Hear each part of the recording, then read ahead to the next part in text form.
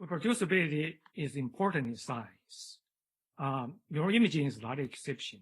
There are many discussions and debates about reproducibility in neuroimaging.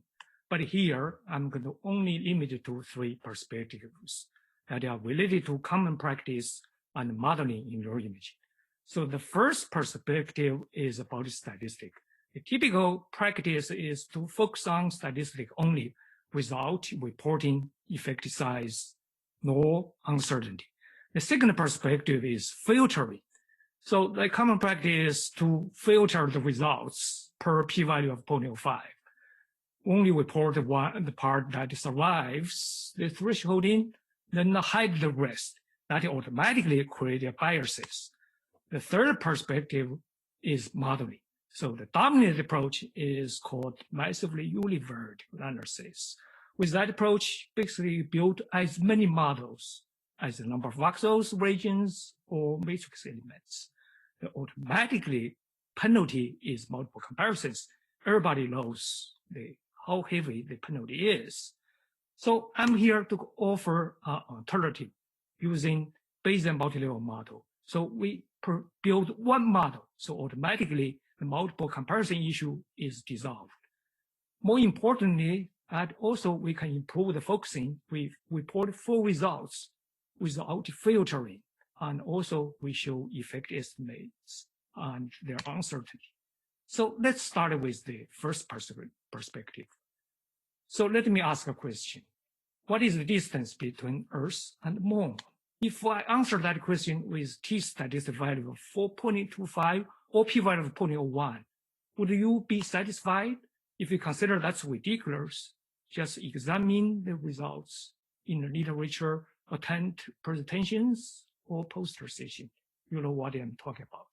So back to the original question, the distance between Earth and the Moon average is almost 400,000 kilometers. But that's not good enough, because depending on the relative distance locations of the two bodies, there's some uncertain range. So we better provide that range.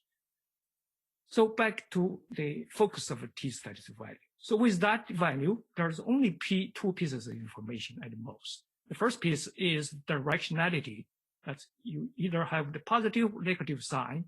In addition to that, you have sort of the strength of the statistical evidence.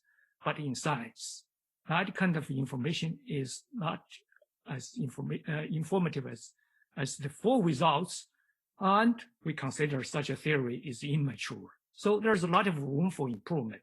Basically, we can report the effect size and their uncertainty. Better yet, we can present even full distribution of each effect. So the second perspective is about the filtering results.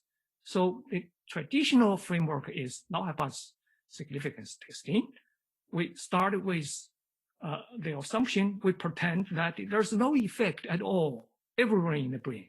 Then we started a courageous fight against the p-value of 0.5. In the end, either you win or you lose. So in the end, you filter the results, then hide the part that you don't consider the evidence that is weak. So there are many issues, too many to list. Here, I briefly just mentioned a couple of them. So automatically, we artificially separate the results with two. One, we consider sort of truth, another one is falsehood. And it's pretty much like we draw a line in the sand. In reality, what's the difference between the two sides? Most of the time, they're not necessarily big. So we artificially basically create some biases, distorted information, and in the end, that's not going to help in reproducibility. So let's combine both perspectives. Let me use an example. Suppose we have a research hypothesis about one effect that we suspect would be positive in one particular brain region. So suppose we have 11 teams, they design their own experiment to validate the hypothesis. Or we have one same data set, ask 11 teams to analyze the same data. Suppose this is the results they came up with, right? So among those 11 results, only 4 of them managed to survive the so-called p-value of 0.05. So in publications, you would only say those 4 results. Typically in your imaging, there's no effect size, no uncertainty. So 4 out of 11. Do we consider that's cherry picking? And it's from a meta-analysis perspective, you cannot do much about it other than just based on the so-called coordinates-based approach that is considered crude. So what can we do better than that? Well, I think we can. So if we don't do any censorship, suppose we have all the 11 results available, not just limit to those lucky 4 ones. So with those 11 results, suppose we arrange them based on their mean effective size from left to the right. Among those 11, clearly 10 of them, their average value is greater than 0.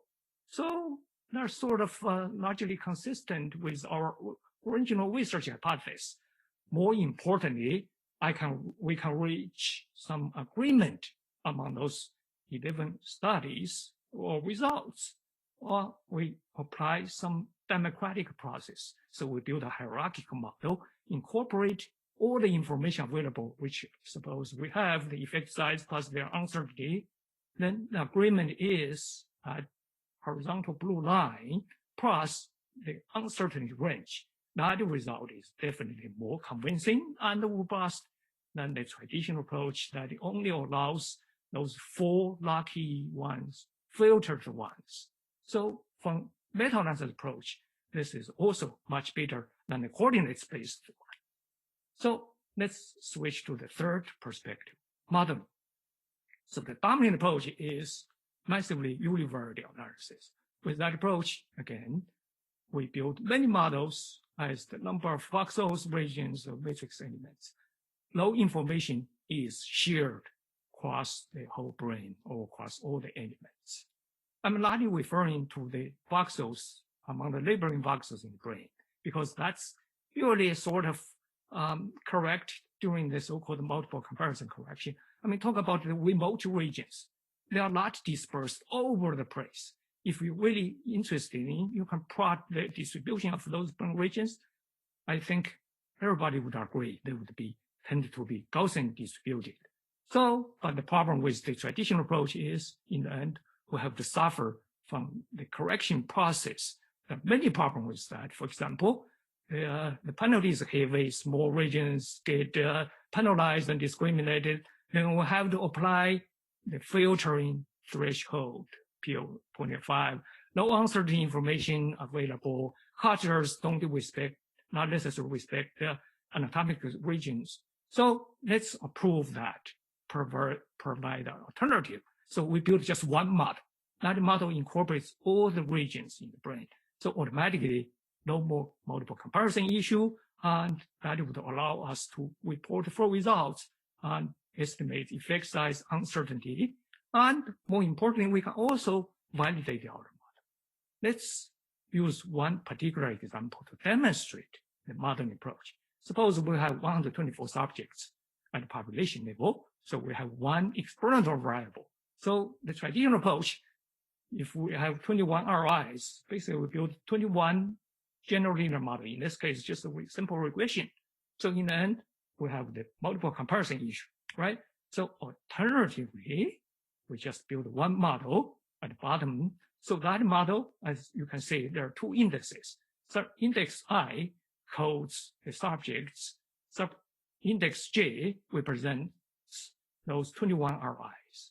So among those 20 RIs, I mean, the one model framework, you can see there's intercepted plus the slope effect. That's at the population level shared by all the RIs and subjects. In addition to that each subject has their own component, and they have each RI has their component too. So that's basically use this one framework to decompose each effect. So with that, in that modeling framework, we basically constrain all those RIs with a Gaussian distribution. That constraint does not come from whatever we specify. We just say the distribution is Gaussian, let the data to decide how that the strength of that constraint. In other words, the variance of that distribution is totally decided by the data. So in that sense, the traditional approach, the massive univariate general linear model, this is a special case in the sense that the variance is infinity. That means no constraint. So with this model, we solve it, then we get the results. Let's see what we can get out of the model. So on the right-hand side, you see those among those 20 RIs, we show the posterior density plot, the histogram or the distribution of each effect. On the right-hand side of each posterior distribution, you can see the number. That number basically shows the statistical evidence. The green vertical line is the zero effect.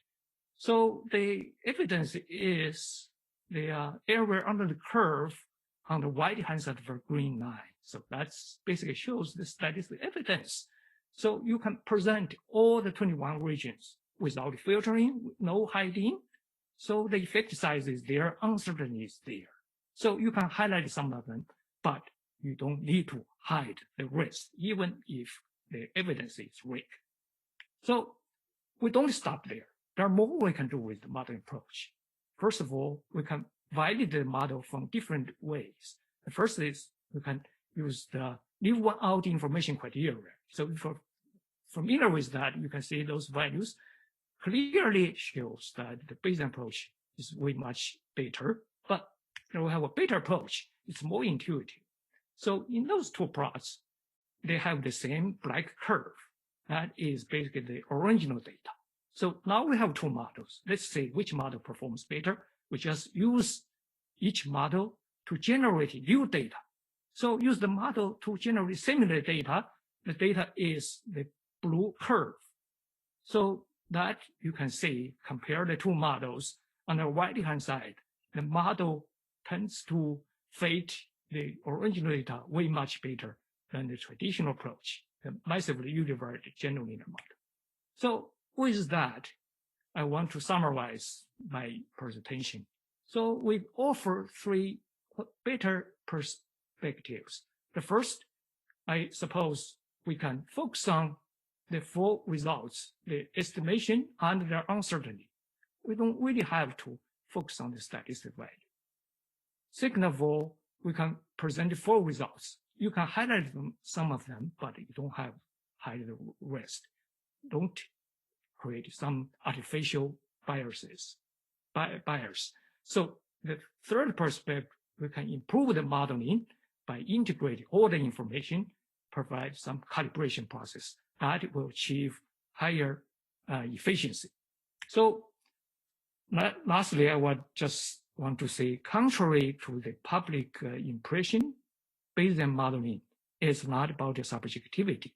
Instead, we adopt the approach to more efficiently to integrate the information and calibrate the information, present a more powerful tool.